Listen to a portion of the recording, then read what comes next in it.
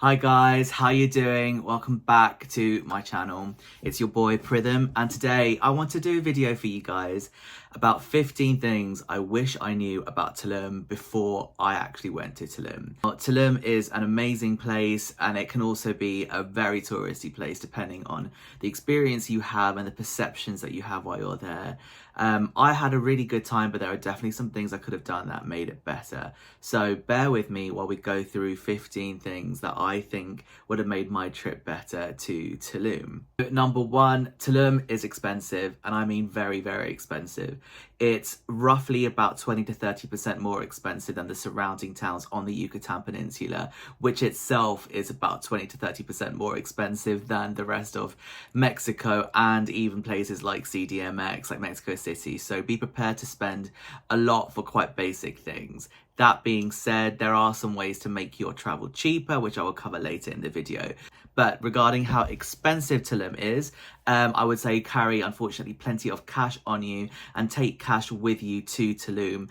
There's not that many ATMs in the town centre, and sometimes the ATMs there aren't restocked regularly and don't always work. So it can be a mission getting cash out. The next thing is always carry US dollars on you. A lot of people want to be paid US dollars, from taxi drivers through to taco stands, through to restaurants. And sometimes people still don't take card, but they do take card more regularly on the beach road. But in the town centre, you need a lot of cash, you need a lot of US dollars. Number two, do not rent a car in Tulum.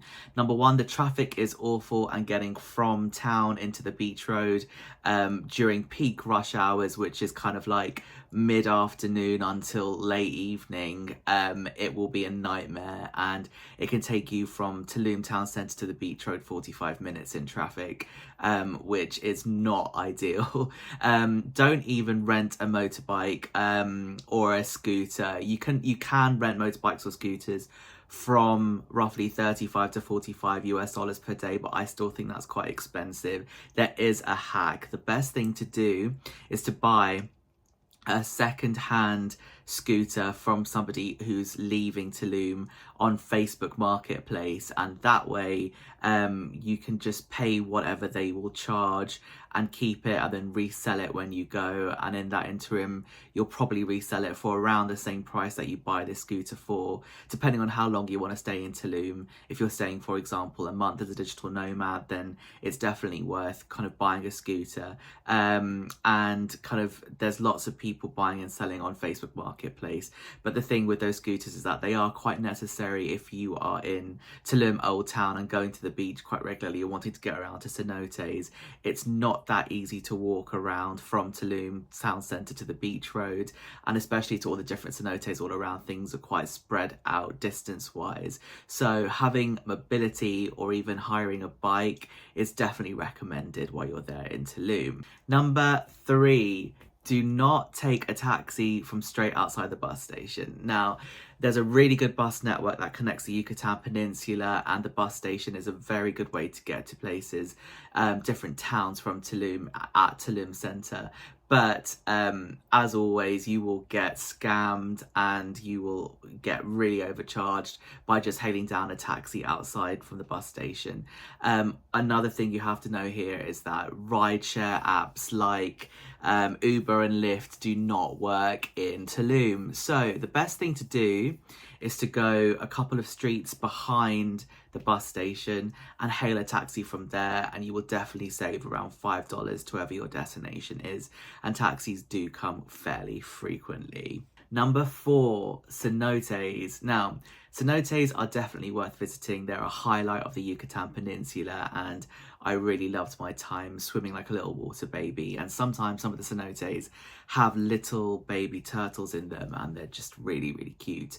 But some cenotes are better than others. You will get recommended a lot in Tulum to go to Grand Cenote, which is the one that is nearest the old town centre, but it's not very grand, it's not very big, it's very, very over busy. You don't get a lot of space to yourself, and it can be quite expensive, even though it's very local and easy to get to.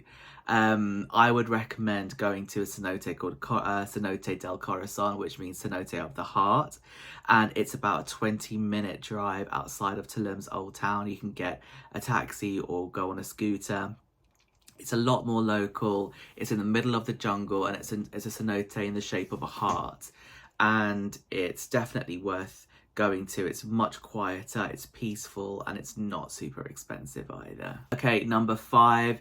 Tulum is very expensive, and if you have got the cash to spend, stay on the beach road. You've got all the conveniences there. You've got the beach right there, but it's expensive restaurants, expensive hotels. It's basically kind of like Vegas.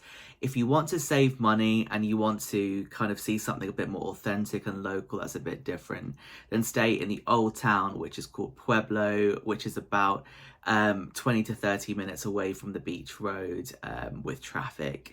It's definitely a lot more rustic, and it's definitely cheaper. Airbnb here is your friend. There's also some great hostels here as well.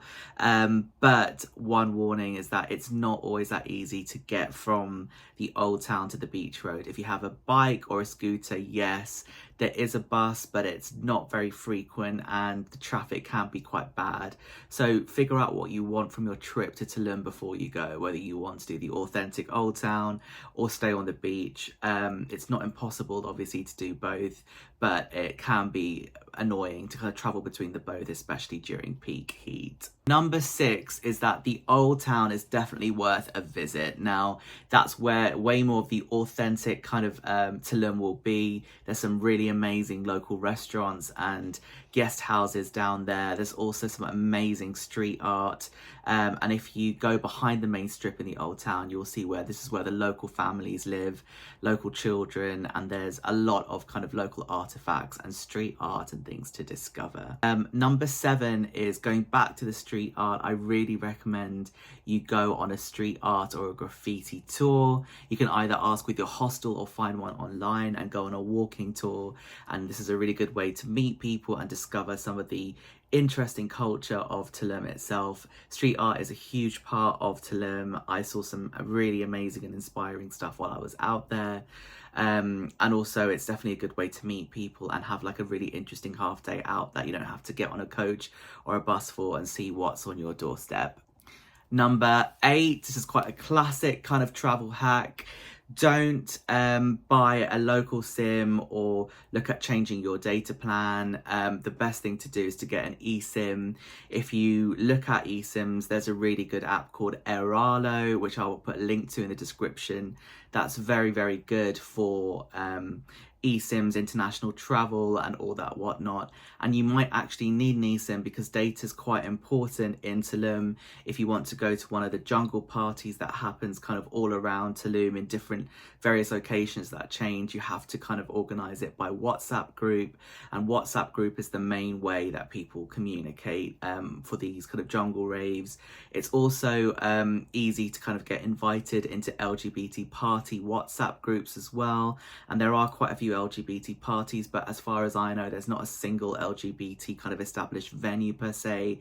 Different venues host them at different times, so it's definitely worth being on those WhatsApp groups. And to do that, you need data. So Airalo for me was a really good way to get data to make sure that I could stay connected and make the most of being my time in Tulum. The other thing to remember is that you might need a SIM because even when you're connected to the internet, things like Uber and Lyft don't work here. You often have to call a local taxi station to kind of get a taxi to come pick you up if there's not one to hail nearby. So again, Airalo and eSIMs and data plans are your friend in Tulum. Okay, 9, another taxi hack. Again, anyone that will know this should remember this, but the taxis, unfortunately, in Tulum love to overcharge tourists, especially if you're wearing quite nice clothing or you look like you're traveling. They will give it a try, and it's really hard because you want to support the local economy, but you also don't want to be scammed. But I think there's a decent way of doing it where you ask for an honest price and you can also tip your driver. Now, in this case, I would always ask the taxi company that you're calling for a fixed price before you travel anywhere and make sure the driver sticks to that price, or you just ask them to put on that dang meter. And sometimes they can kind of play around with the meter sometimes, where they put a prepaid fixed fee before they put the meter on. If they do, ask them why and ask them how much. And just keep your wits about you. Also ask other travelers how much you'll normally charge to go to and from. I know there's normally 2 separate charges to go from the beach road to the town centre at different peak times. During the daytime is cheaper than going at peak time in the evening when everyone's kind of coming back from restaurants and beach clubs. So keep your wits about you when you are ordering those taxis. Number 10 is to beware the sham shamans. Now, I didn't really do much kind of shamanic kind of stuff while I was out in Tulum, mainly because personally I know that it is very geared towards tourists, and if I wanted to do that kind of stuff, I should go somewhere else in the country or somewhere like Peru, where I could find kind of way more authentic and local shamans and the kind of things that I'm looking for. So they will try and sell you every single thing under the sun, especially on the main strips. But in my opinion, unless you personally know someone or you've got a really good recommendation or you've done your research, I would probably steer well clear of people that are kind of saying that they are shamanic or can do some kind of ceremony or ritual for you. The one thing that I would recommend that's really worth going to is a local Mayan tradition, which is a Tezmazcal, which is the sweat lodge, and that's traditionally used in ceremonies before any healing or energy work is done, where you can sweat out and start to detoxify your body and your emotions before your healing journey. And there's a couple of really beautiful places to do that in Tulum. It's definitely worth it. It's a really nice local cultural experience, and I think you'll have loads of fun. Okay, number 11. So I know it's a bit of a kind of arduous journey, but it's definitely worth 100% doing the day trip to Chichen Itza. A lot of people, when they're solo traveling or backpacking, do not want to do those big long group tours, guided tours, coach tours, day tours, but it's one of the wonders of the ancient world for a reason. It is spectacular, and yes, it takes a few hours to get there, but go with a guided tour and go with a coach, because getting there by yourself is a bit of a mission, and then you get to kind of go there with people and get a guide, and getting a guide there is really necessary because the complex is so big and there's so many different parts to it. But I do also recommend that you haggle for prices. You can book online beforehand, but I know people that got a really good deal on the ground, haggling around during the day on the main strip in the old Pueblo. It's definitely worth asking around and finding a price, and you definitely won't regret it. Even though it will take up quite a lot of time, I think you will have an experience that is like unbeatable and one to remember. Number 12 is about street food. Now, it's a trip to Mexico and Yucatan Peninsula, in my opinion, is just not complete without trying everything taste bud wise, and you're fine. You're safe to eat the street food when you're there. It's healthy, it's made in front of you, it's hygienic, especially if you see lots of people queuing up to some place. You can be pretty sure that you'll have a really good time with the food there. But do not drink the water, as you probably know. Not great to drink the tap water there, so please drink bottled water, but be sustainable, and please be kind of careful when you buy your bottled water that you don't overuse so much plastic. Please reuse containers. Not great to kind of keep buying single-use plastic. But back to street food. Tacos are amazing in Tulum. In downtown Tulum, there's a couple of places that I'd really recommend for tacos.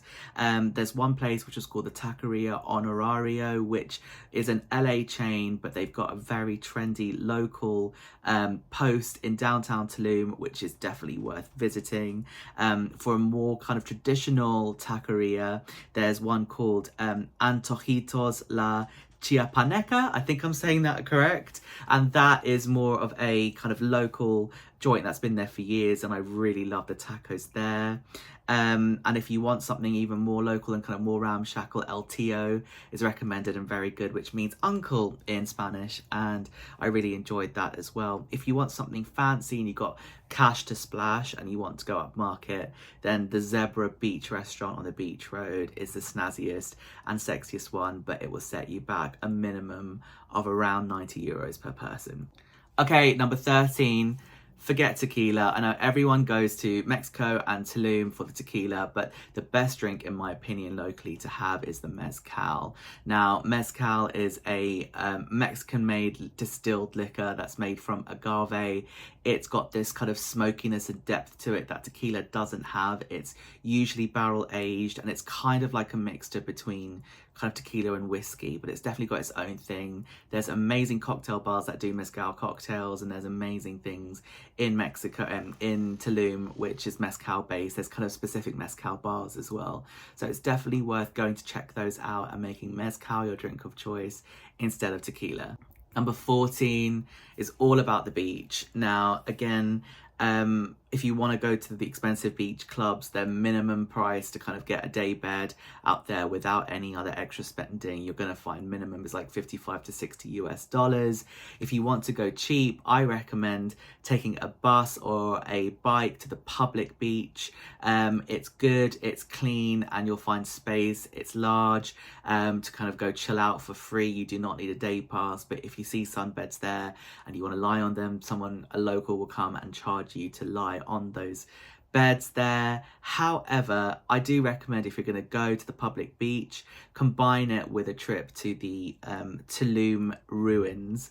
It's an archaeological site that's just behind the public beach, and there's a kind of old pyramid there and kind of ruins, and it's definitely worth checking out. It's very unusual, and it's not actually super busy. Not a lot of people that I knew went when they were in Tulum, so definitely check that out before you go to the public beach. You can combine them very easily together, and it'll be a really fun experience for you guys.